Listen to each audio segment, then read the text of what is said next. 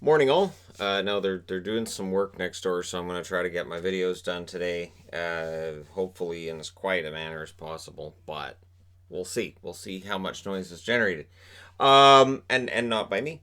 So we're up to Jake Neighbours in our look at prospects for this year's draft, and again we're into players that could go kind of anywhere. So I'm wearing St. Louis. Pretty sure I haven't worn St. Louis yet in this series.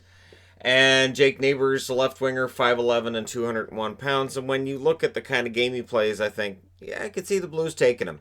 I could see it. He might fit right in. So his strengths are teamwork, passing, speed, and acceleration. And again, when you get into the strengths at this level of the draft, they're still a step below those strengths for guys like Lafreniere and Stutzla and Byfield.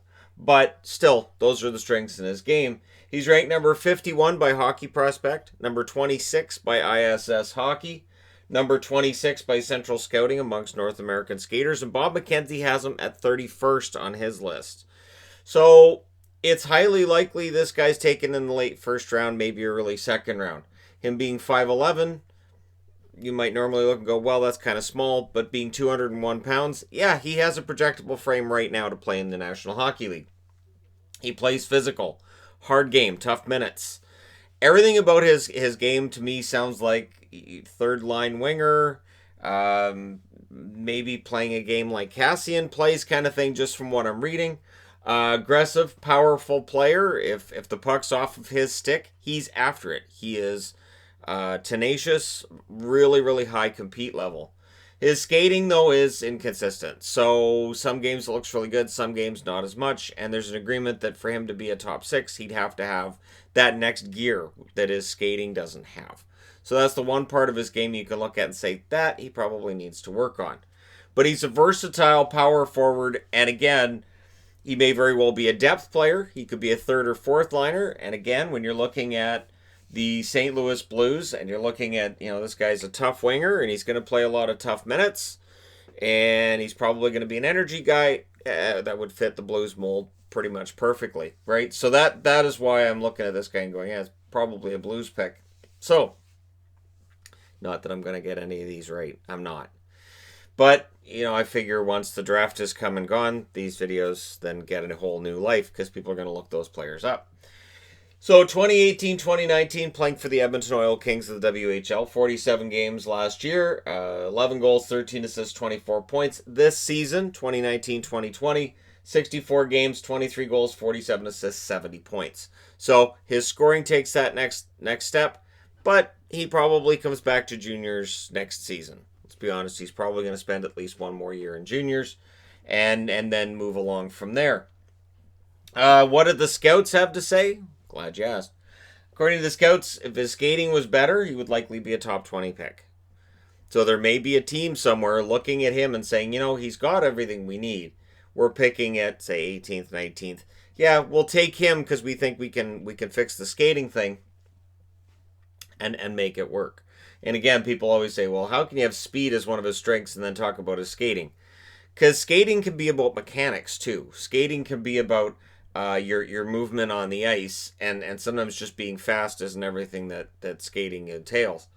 Another scout, I think he could surprise and go in the top 25 or 30, which wouldn't be hugely surprising considering where he is on the overall rankings, although Hockey Prospect does have him at 51.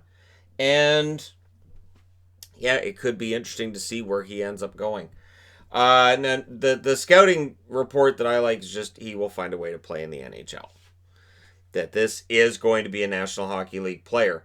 And again, this may be one of those guys that we look back on and say, well, he didn't have the flash of a Lafreniere or the size of a Byfield, but when that team won a Stanley Cup, that Neighbours kid, he was a key part for that big hit he threw in the third period, or maybe he gets this big goal in overtime. That kind of a player.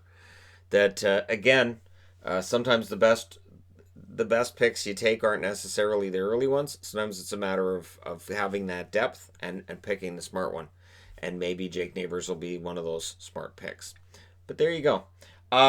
Jake Neighbours, left winger out of Edmonton. and we'll see if he ends up going to St. Louis or where he ends up going. Let me know what you guys think in the comment section below. If you've seen the player, what you think of him, all of that other wonderful stuff. Don't forget to hit like and subscribe if you're browsing your way through. You just happen upon this video. And I do have a list I'm going by in terms of when I'm doing these videos. And once that list is exhausted, which it will be tomorrow, at that point, I open it up and I just keep going through prospects. I don't see any reason to necessarily stop talking about prospects until the NHL returns. It looks like August 1st. And at that point, I'll have hopefully a playlist of roughly 50 videos when it comes to the this year's draft class. So that once the draft is done, people can look up the player and go, hey, so there's that guy that my team got. What's he like? So if it ends up that he ends up in St. Louis, there you go. But I do expect the playlist to be made up completely of jerseys that I'm wearing that are not of the player where that player ends up being drafted. But hey, let me know your thoughts. Hit like and subscribe if you're browsing your way through. You just happened upon this video. Thank you guys so much for watching, for all your support. I'll talk to you again soon.